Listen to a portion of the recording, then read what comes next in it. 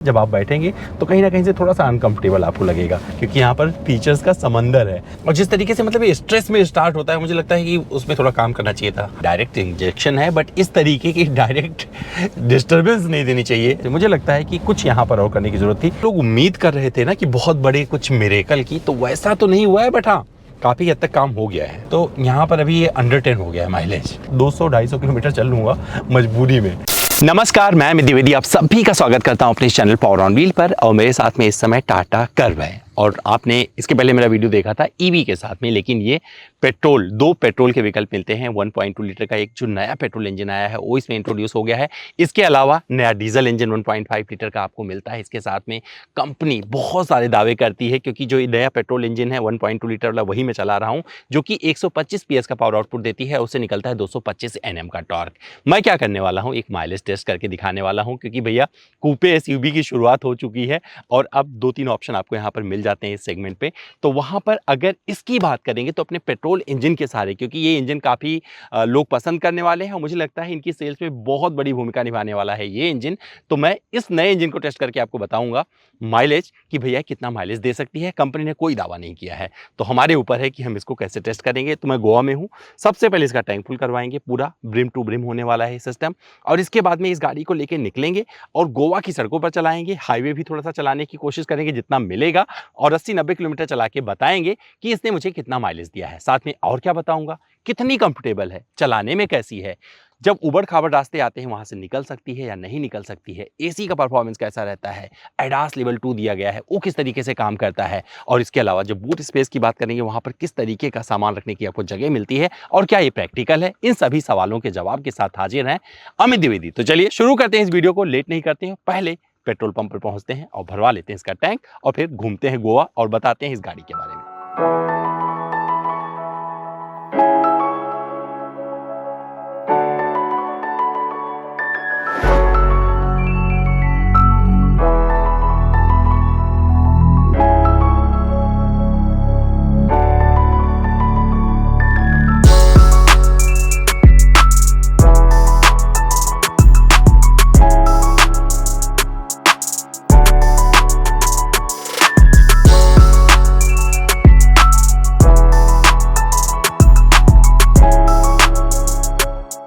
तो मैं कर्व की रियर सीट पर बैठा हूँ। कितना कंफर्ट ऑफर करती है कर्व अपनी रियर सीट पर, अगर डीजल पेट्रोल की बात करें वो उसका जिक्र यहाँ पर पूरे तरीके से होने वाला है। तो भैया मैं बैठा हूँ, मेरी हाइट 6 फीट से ज़्यादा है, आप देख सकते हैं। मुझे बस इतना कंफर्ट मिल रहा है, हालांकि एडजस्टेबल हेडरेस्ट मिलते हैं यहाँ पे, बट ये थोड़ी सी मुझे अपराइट लग रही है। यहाँ पर अगर थाई सपोर्ट थोड़ा और बेहतर होता, थोड़ा और मैं पीछे जा पाता, थोड़ा कंफर्ट मिलता तो अच्छा रहता, लेकिन वो यहाँ पर नहीं मिलेगा। तो ये सीट अगर यहाँ तक रहेगी, मैं सामने बैठूंगा तो ये सीट ऐसे होने वाली है। तो मुझे लगता है कि थोड़ी और जगह की ज़रूरत यहाँ पर आप महसूस करेंगे जब आप बैठेंगे, तो कहीं ना कहीं से थोड़ा सा अनकंफर्टेबल आपको लगेगा। कप होल्डर यहाँ पर आर्मरेस्ट के साथ दिया गया है, बहुत अच्छे से लग रहा है।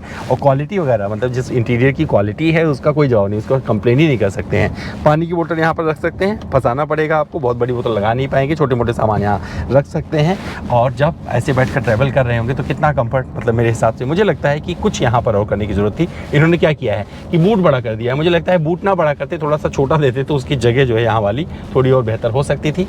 और हेडरूम देखिए, क्योंकि ये कूपे एसयूवी है तो यहाँ पर पीछे के साइड में ऐसे नीचे की तरफ जाती है, तो उसका आपको असर यहाँ पर नज़र आएगा। और मुझे लगता है कि थोड़ा सा ये और बेहतर होना चाहिए था, बट बैठने में कोई दिक्कत नहीं हो रही। मेरी हाइट जिस हिसाब से है 6+, मुझे लगता है कि मैं परफेक्टली और बैठा हूँ, मैनेज कर सकता हूँ। तो कितनी दूर चल सकता हूँ, 200-250 किलोमीटर चल लूँगा मजबूरी में। लेकिन अगर कोई बोलेगा कि कितना मैं आराम से चल सकता हूं, तो 30-40 किलोमीटर ज़्यादा मैं बैठने वाला नहीं हूँ, भाग जाऊँगा फ्रंट सीट पर, वहीं बैठकर गाड़ी को चलाऊँगा। साउंड क्वालिटी वगैरह बहुत अच्छी है, क्योंकि इसमें फीचर्स भर भर के दिए गए। जब आगे वहाँ पर भी चलाऊँगा तो जिक्र करूँगा उसका कि भैया मेरा एक्सपीरियंस कैसा रहा है। पर यहाँ पर बैठकर मैं सच बता रहा हूँ, मैं बहुत देर नहीं बैठने वाला हूँ। ये वाला जो हेडरेस्ट है पैसेंजर का, ये भी आपकी विजिबिलिटी रोक लेता है, तो ऐसे देखना पड़ता है। जहाँ पर बैठा हूँ नज़ारे बहुत अच्छे हैं, पूरा ग्रीन है, वरना है गोवा का। और यहाँ पर जो पैनोरामिक सनरूफ जिस तरीके का दिया गया है काफ़ी बड़ा है, और विजिबिलिटी मतलब बादल भी दिख रहे हैं, नज़ारे भी। जब आपकी नज़रें, मतलब गर्दन इधर मुड़ेगी तो अच्छा लगेगा, इधर मुड़ेगी तो अच्छा लगेगा। तो ग्रीन जहाँ पर होगा वहाँ पर गाड़ी में बैठने मज़ा आने वाला है। वहाँ पर आप कंफर्ट की चर्चा नहीं करोगे, सिर्फ मौसम एंजॉय करोगे और गाड़ी के परफॉर्मेंस और फीचर को एंजॉय करोगे। एसी अपना काम अच्छे से कर रहा है, तो यहाँ पर जो कूलिंग है उसकी कोई कंप्लेन नहीं कर पाओगे। यहाँ पर सी टाइप चार्जिंग पोर्ट मिलता है और एक USB टाइप चार्जिंग पोर्ट भी मिल जाता है, तो सारी चीज़ें व्यवस्था वाइज यहाँ पर आपको मिल जाती हैं, तो उसमें कोई कंप्लेन नहीं कर पाएंगे। तो भैया रियर सीट में मैं कैसा बैठा हूँ देख लीजिए, 2 लोग आराम से बैठ पाओगे, जिसे आप आराम कहते हैं इस गाड़ी में। 3 लोग बैठोगे तो एकदम आराम चला जाएगा, तो ध्यान रखिएगा। तो चलिए अब आपकी बारी है कमेंट करके भैया ये रियर सीट का स्पेस आपको कैसा लग रहा है। इंडिया की दूसरी कूपे SUV बोलें इसे, ठीक है, चलिए बताइएगा। मैं आपको आगे लेके चलता हूँ, क्योंकि यहाँ पर फीचर्स का समंदर है, उस समंदर में डुबकी लगाना पड़ेगा, फिर किनारे आना पड़ेगा, बताना पड़ेगा कि भैया क्या कुछ वहाँ पर अच्छा है, क्या कुछ बुरा है। बोलते हैं ना, first impression is last impression. तो अपना माइलेज टेस्ट चल रहा है इस कर्व का, और मैं पेट्रोल चला रहा हूँ, जानबूझ के पेट्रोल लिया था, क्योंकि मैं इनका नया इंजन टेस्ट करना चाहता था। 1.2 लीटर वाला ये डायरेक्ट इंजेक्शन इतने टाइम से वेट कर रहा था। तो ये कैसा है चलाने में तो मुझे डिसेंट लगा। लेकिन जब आप इससे स्टार्ट करते हो तो इसकी आवाज़ सुनिए ज़रा, और जिस तरीके से मतलब ये स्ट्रेस में स्टार्ट होता है, मुझे लगता है कि उसमें थोड़ा काम करना चाहिए था। 100% टाटा ने देखा होगा, बट थोड़ा सा उस पर अगर मेहनत करते तो ये थोड़ी और चीज़ें रिफाइंड हो सकती थी। तो पहले आवाज़ सुनिए। अब आप बताइए कि ये आवाज़ कितनी हद तक जस्टिफाइड है। डायरेक्ट इंजेक्शन है, बट इस तरीके की डायरेक्ट डिस्टर्बेंस नहीं देनी चाहिए जनता को, जो जनता खरीदने जा रही है, जो टाटा पे भरोसा कर रही है। तो यहाँ पर ये चीज़ थोड़ा सा डिस्टर्ब कर सकती है लोगों को। लेकिन इसके अलावा अगर पिकअप की बात करेंगे तो पिकअप मतलब आपको जैसे पहले 1.2 लीटर का रेवोट्रॉन से मिलता था, उससे थोड़ा सा बेहतर आपको फील होगा, ज़्यादा नहीं, थोड़ा सा बेहतर आपको फील होगा। तो मुझे लगता है जो लोग उम्मीद कर रहे थे ना कि बहुत बड़े कुछ मिरेकल की, तो वैसा तो नहीं हुआ है, बट हाँ काफ़ी हद तक काम हो गया है। कहाँ पे हुआ है वो बताता हूँ। पिकअप मतलब 50 की स्पीड ऑलमोस्ट आ जाती है फर्स्ट गियर में, और जब सेकंड गियर में लेके जाते हैं तो 80-85 पहुँचा देती है। थर्ड गियर तो 100 पार होना ही होना है। तो पिकअप से आप कंप्लेन ज़्यादा नहीं कर पाएंगे, और ये चीज़ अच्छी लगने वाली है इस गाड़ी की। माइलेज कितना देगा ये इंजन, जो मैंने कंडीशन चुना है उसके आधार पर आपको वीडियो के लास्ट में बताऊंगा, वहीं पर कंडीशन समझाऊंगा। वीडियो देखा करो, क्योंकि इतनी मेहनत करके बनाते ना इसीलिए कि भैया आप देखोगे तभी तो हम बनाते रहेंगे। बहुत सारे लोगों को लगता है लाकि माइलेज ना हो, माइलेज वाला जो नंबर होता है पहले रख देते हैं। करो, मैं उसे डिलीट भी नहीं करता हूँ कमेंट। अगर आपको लगता है मेरी मेहनत ख़राब हो जाए तो कर दो, लेकिन मैं अपनी मेहनत करता रहूँगा। तो गोवा में इस गाड़ी को होटल से लेके निकला था, यहाँ पर मैंने जो चलाया है तो कुछ हाईवे मिला था, हाईवे पर 100 की रफ्तार भी मैंने करी और 80 भी चलाया। तो मोस्ट ऑफ द टाइम मान के चलिएगा 45-50 का एवरेज स्पीड वाला माइलेज रन है जो मुझे हासिल हुआ है। और एग्जैक्ट किलोमीटर कितना हम क्लॉक करेंगे वीडियो के लास्ट में बताएंगे। अभी मैं 67 किलोमीटर चला चुका हूँ, 67 किलोमीटर ऑलरेडी इस पर हो चुका है, तो इतना भी मैं चला चुका हूँ 67। और यहाँ पर एक टाइम तो मुझे माइलेज जब मैं 50 के आसपास कंप्लीट कर रहा था 11.6 के आसपास का माइलेज दिखा रही थी। अभी जो माइलेज आ गया, क्योंकि अभी हमने टेस्ट किया, काफ़ी टाइम गाड़ी खड़ी भी रही है, स्टार्ट भी रहा है, तो यहाँ पर अभी ये अंडर 10 हो गया है माइलेज, मतलब 10 के नीचे चला गया है। एग्जैक्ट कितना देगा जब ये हम भरवाएंगे तो वहाँ पर बताएंगे। ये कंफर्ट वाइज पहले जिक्र करना ज़रूरी है इस गाड़ी का किस तरीके से है। तो कंफर्ट आप कोई कंप्लेन नहीं कर पाएंगे। सीट मुझे बहुत अच्छी लग रही है, तो मुझे लगता है ड्राइविंग पर्सपेक्टिव से अगर उठाकर देखेंगे तो लिटरली मतलब मज़ा आ जाएगा। इस गाड़ी का कोई जवाब नहीं है। वेंटिलेटेड सीट बहुत अच्छे से काम करती है, थोड़ा शोर मचाती है, और जब आप किसी उबड़ खाबड़ रास्ते से जाते हो तो केबिन इंसुलेशन थोड़ा बिगड़ता है, लेकिन जब आप वेल पेव्ड रोड पर रहते हो तो केबिन इंसुलेशन का कोई जवाब नहीं है। तो आप बुलंदी के साथ गाड़ी चलाते जाइए। इंजन की नॉइज़ भी अंदर नहीं आती, हालांकि वहाँ पर इंसुलेशन प्लेट वगैरह दिया है। पैकेजिंग वगैरह आप देख सकते हैं इंजन की किस तरीके से इन्होंने यहाँ पर दी है। तो परफॉर्मेंस के लिहाज से सबसे पहले परफॉर्मेंस ही पूरा कर लेते हैं। तो जब आप सिटी कंडीशन में ड्राइव कर रहे होंगे मैनुअल का, तो बार बार शिफ्टिंग नहीं मांगती है। तो ये बहुत अच्छी चीज़ लगी इस गाड़ी की कि अगर बार बार शिफ्टिंग मांग के आपका हाथ थकाते रहे तो ऐसा कुछ नहीं होता है। आप नॉर्मल जैसे शिफ्ट करते हैं, अच्छी गाड़ियों की जो पहचान होती है उस तरीके से इस मैनुअल को चला सकते हैं। मैनुअल की कितनी डिमांड रहेगी ये देखना दिलचस्प होगा, क्योंकि आने वाला वक्त जो है ये पूरी तरीके से ऑटोमेटिक पर शिफ्ट हो रहा है। लोग ऑटोमेटिक गाड़ियाँ इसलिए ले रहे हैं क्योंकि जो शहर की कंडीशन है, जिस तरीके का हैवी ट्रैफिक हो रहा है, लोगों के हाथ ना दर्द हो जाते हैं ऐसे शिफ्ट कर करके। तो ये मैं शिफ्ट कर रहा हूँ, मुझे अच्छा लग रहा है। ये थोड़ा सा लंबा जाता है बट शिफ्टिंग दे देता है, मतलब फंस नहीं रही कहीं पर। तो ये अच्छी चीज़ लगी इस गाड़ी की मुझे। और जब आप ओवरटेक कर रहे होते हैं तो ओवरटेक का कॉन्फिडेंस कैसा रहता है, तो मैंने देखा हाईवे पर भी अच्छा लगा मुझे। और लोअर स्पीड पे तो कुछ बोलना ही नहीं है, आराम से ये शिफ्ट करते रहिए, चलाते रहिए। ऊबड़ खाबड़ रास्ते पर भी ये ठीक ठाक परफॉर्म करके दे जाती है। मैं तो एक अंदर ऊपर पहाड़ी पे चढ़ा के लेके गया था, वहाँ पर ये गाड़ी चली गई, उतर भी आई, अच्छा लगा, कहीं फंसी नहीं। 360 डिग्री कैमरा आपको पूरे टाइम सपोर्ट करता रहता है। और ये बहुत अच्छा फीचर मुझे इसका लगा है। 360 डिग्री कैमरा जो यहाँ पर दिया गया है, ये आराम से अपना बखूबी काम करता रहता है और आपका साथ निभाता रहेगा। शिफ्टिंग जब करेंगे, किसी गियर में होंगे तो यहाँ पर दिखाता रहता है कि इस गियर में चल रहे हैं, तो ये भी अच्छी चीज़ है। तो लेफ्ट हैंड वाला साइड ये दिखाता रहेगा। जब आप कहीं टर्न करेंगे तो कैमरे के माध्यम से, जैसे आपने हिंडई में देखा होगा, अल्काज़ार में पहली बार आया था कि ब्लाइंड व्यू मॉनिटर आता है ना, तो यहाँ पर ये बहुत अच्छे दोनों साइड में, मतलब ये अच्छा, बहुत अच्छा फीचर मानता हूँ कि अगर आपको कुछ नज़र नहीं आ रहा है तो ये आपके सामने इंस्ट्रूमेंट क्लस्टर पर दिखा देता है। इंस्ट्रूमेंट क्लस्टर पर जो रीडिंग्स हैं ये सब कुछ विजिबल रहती हैं, कितनी भी धूप हो आपको दिक्कत नहीं होगी, आराम से देख सकते हैं। ये पिलर मुझे कहीं ना कहीं थोड़ा सा बाधा उत्पन्न करता हुआ लग रहा है, थोड़ा, मतलब हमेशा नहीं बोलूँगा, कहीं ना कहीं जब आप एक मतलब किसी एकदम पूरा 360 डिग्री वाला कॉर्नरिंग ले रहे होंगे तो लगेगा यार ये गड़बड़ कर रहा है। एसी की अगर कूलिंग की बात करें तो गोवा जैसे वेदर में कूलिंग अच्छी रहती है, ये अपना काम बखूबी कर रहा है। मैंने इसे सेट करके रखा हुआ है 23 पे, फिर भी मुझे कूलिंग अच्छी मिल रही है यहाँ पे, तो ये मतलब कोई दिक्कत नहीं होगी। और जहाँ पर प्लेसमेंट है इसका एसी वेंट का, वो भी काफ़ी अच्छी जगह पे दिया गया है। साथ में यूटिलिटी स्पेसेस काम के भर के मिल जाते हैं। यहाँ पर छोटा मोटा सिक्का यहाँ पर रख सकते हैं, यहाँ रख सकते हैं, छाता लगा सकते हैं, यहाँ पर छोटा मोटा सामान रख सकते हैं, यहाँ पर सामान रख सकते हैं, ग्लव बॉक्स कंपार्टमेंट में ठीक ठाक सामान रख सकते हैं। तो आपको ठीक ठाक जगह मिल जाती है सामान रखने की, तो उसमें भी आपको कोई तकलीफ नहीं होने वाली है। साथ में अगर अन्य फीचर्स की अगर बात करेंगे तो कैसे रहते हैं, तो अच्छी चीज़ मुझे क्या लगी है, इसमें ADAS लेवल 2 दिया गया है।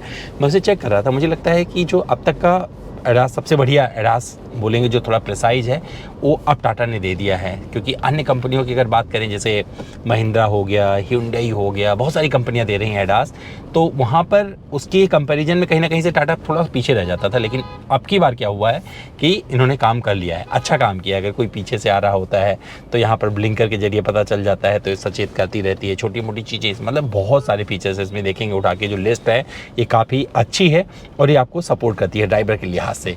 मैंने इस गाड़ी को, मतलब अगर मोड की बात करेंगे तो सिटी, इको, स्पोर्ट मिलता है। बाई डिफ़ॉल्ट ये शुरू होता है सिटी मोड में, लेकिन आप इको में डाल सकते हैं। मैंने जैसे अभी इसे इको में किया हुआ है। जब मैं थोड़ा भगाना था, गाड़ी मस्ती करनी थी, तो मैंने इसे स्पोर्ट मोड पे भी डाला था। कैरेक्टर बदलता है इस गाड़ी का, ध्यान रखिएगा। तो आप जिस मोड में होगे आपको थोड़ा सा 100% उसका पता चलने वाला है। 360 डिग्री कैमरा का अलग से बटन भी दिया गया, अगर देखना चाहते हैं तो एक्सप्लोर कर लीजिएगा चारों तरफ से गाड़ी के क्या जा रहा है। 3D पे जाके मतलब आप पूरी तरीके से सेफ हैं। सेफ्टी के लिहाज से, सेफ्टी की बात करें फीचर्स की, तो 6 एयर बैग दिए गए हैं। सेफ्टी के जितने भी स्टैंडर्ड फीचर्स होते हैं वो सब कुछ आपको इस गाड़ी में मिल जाते हैं।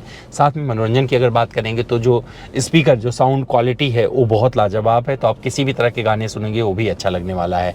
और यहीं पर चलते चलते ब्रेकिंग बाइट्स का भी जिक्र करना जरूरी है, क्योंकि जहाँ पर गाड़ी चला रहा हूँ कभी भी ब्रेक लगाने पड़ जाते हैं। और ये ब्रेकिंग अच्छी है गाड़ी की, आप उससे कंप्लेन नहीं कर पाओगे। तो इस लिहाज से मुझे लगता है टाटा ने जो इसका रोड प्रेजेंस रखा है वो भी बहुत अच्छा रखा है। जो कलर सिलेक्शन है वो भी बहुत प्यारा है। जो फीचर्स इन्होंने दिए हैं वो भी भर भर के दिए गए हैं। आयरा के इसमें कई सारे कनेक्टेड फीचर्स मिल जाते हैं, उसके जरिए आप पूरा इसे ऑपरेट कर सकते हैं। वॉइस इनेबल सनरूफ मिल जाता है। खोल के दिखाने नहीं जा रहा हूँ, गर्मी बहुत है इसलिए उसको नहीं खोलने जा रहा हूँ, लेकिन आपको पता होना चाहिए कि ये होता है। साथ में जो यहाँ पर ये इंफोटेनमेंट सिस्टम दिया गया है, इससे बहुत सारे एंड्रॉयड ऑटो, एप्पल कारप्ले, आपको सब कुछ वायरलेस मिल जाता है और ये बहुत अच्छे से काम करता है।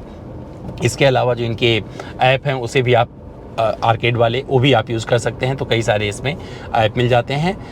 अमेज़ॉन, एलेक्सा वगैरह से भी आप ऑपरेट कर सकते हैं। हिंदी के भी कुछ कमांड समझती है, तो सब गाड़ी खरीदिएगा तो इसे एक्सपीरियंस करिएगा। लेकिन फीचर्स इसमें जो दिए गए हैं वो परफेक्ट हैं, बढ़िया से अपना काम कर रहे हैं। आपको यहाँ पे बैठे बैठे बता सकता हूँ। तो चीज़ें अच्छी हैं, विजिबिलिटी अच्छी है। अगर आप ड्राइवर सीट पर रहोगे तो कम कंप्लेन करोगे, अगर आप रियर सीट पर चले जाओगे ज़्यादा कंप्लेन करोगे। बस ये फ़र्क रहेगा ड्राइविंग और उसका।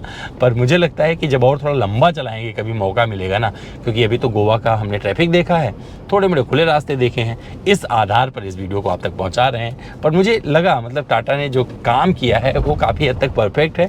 और जो क्वालिटी, क्योंकि इनका जो स्ट्रक्चर रखा हुआ था, जो सेफ्टी बता रहे थे, स्ट्रेंथ स्टील का, हाई स्ट्रेंथ स्टील का, वो भाई साहब वो भी आप देख सकते हैं। तो सेफ्टी के लिहाज से आपको डरने की, घबराने की ज़रूरत नहीं है। ये गाड़ी पूरी तरीके से आपको सेफ रखेगी।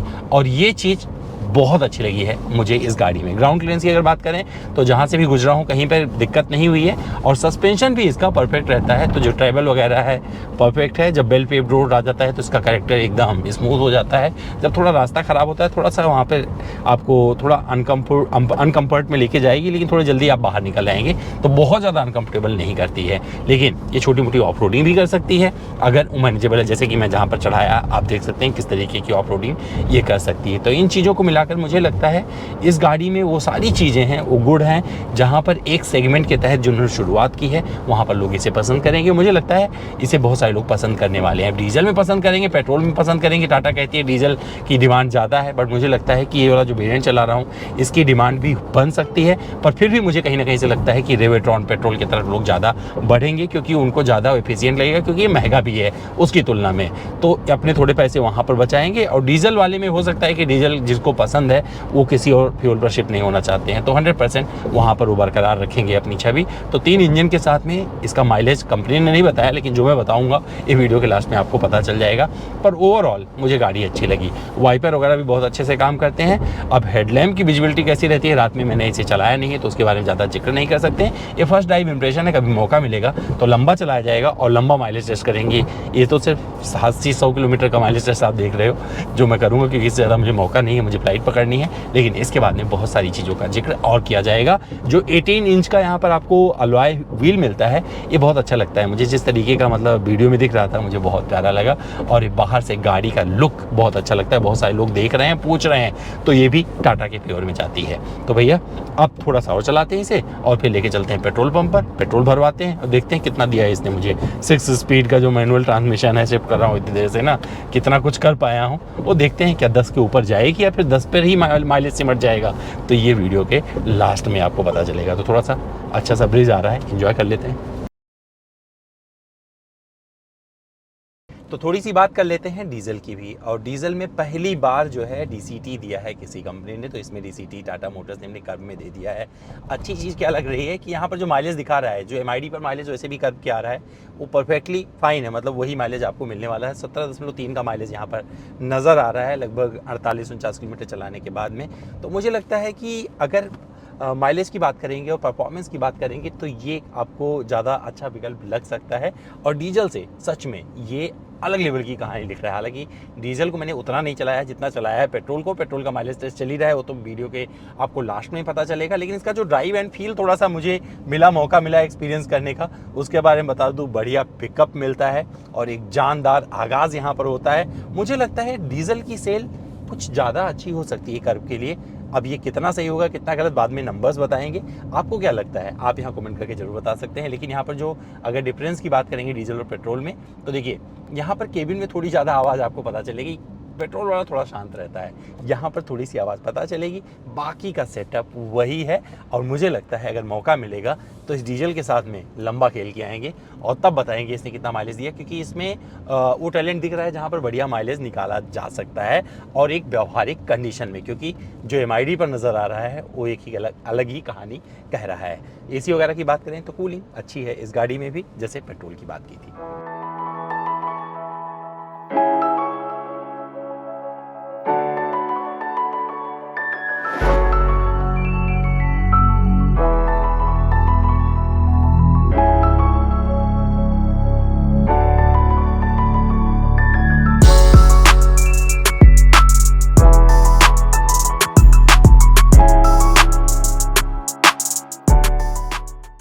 इस माइलेज रन में जो हमने डिस्टेंस कवर किया है वो है 81.7 किलोमीटर का। और जो मुझे इसने माइलेज दिया है उससे अंदाज़ा तब आपको लग जाएगा जब आपको पता चलेगा इसके बाद में इस गाड़ी में 8.15 लीटर पेट्रोल हमने और डलवाया है। नया इंजन है, प्रतिभाशाली है, लेकिन मुझे लगता है अभी थोड़ी मोड़ी इंप्रूवमेंट की गुंजाइश है, जो कि आने वाले वक्त के साथ में सही होगा। और यहाँ पर अगर माइलेज की बात करेंगे एग्जैक्ट मुझे कितना मिला, तो जो ओडोमीटर पर आपको माइलेज नज़र आता है ना कहीं से गाड़ी वो डिलीवर कर रही होती है, तो 10.2 किलोमीटर प्रति लीटर का माइलेज मुझे मिला। और जब ओडोमीटर पर 10.4 किलोमीटर प्रति लीटर दिखा रहा था। इसके अलावा ये गाड़ी आपको क्यों खरीदनी चाहिए? अगर आपको पसंद है एक ऐसी गाड़ी जो थोड़ा सा भीड़ से अलग दिखे, तो मुझे लगता है कूपे एसयूवी की तरफ आप बढ़ सकते हैं। कंफर्ट आपको भर भर के मिलेगा, लेकिन रियर सीट हो सकता है मेरे जैसे बंदे के लिए बहुत ज़्यादा कंफर्टेबल ना हो। बूट स्पेस जितना ज़्यादा दे दिया है उसकी जगह को थोड़ा सा रियर सीट में मैनेज कर सकते थे, लेकिन जिस तरीके का मैनेजमेंट इन्होंने जमाया है वो परफेक्ट है। आप बहुत सारा सामान रख सकते हैं 4 लोगों के साथ, एक वीकेंड नहीं 2-3 वीकेंड के सामान ला के लेके जा सकते हैं। इसके अलावा जब फीचर्स की बात करेंगे वो कहीं से आपको डिसअपॉइंट नहीं करने वाले हैं। एडास लेवल 2 बढ़िया से काम करता है। जो इसका आपको वेंटिलेटर सीट मिलता है उससे भी कोई कंप्लेन नहीं होगा। ब्रेकिंग बाइट्स की बात करेंगे उससे भी आप कोई कंप्लेन नहीं करेंगे, और ओवरऑल अगर परफॉर्मेंस की बात करेंगे वहाँ भी डिसअपॉइंट नहीं करेंगे। तो भैया हमारा वीडियो कैसा लगा कमेंट करके जरूर बताइएगा, इंतजार कर रहे हैं कमेंट बॉक्स में।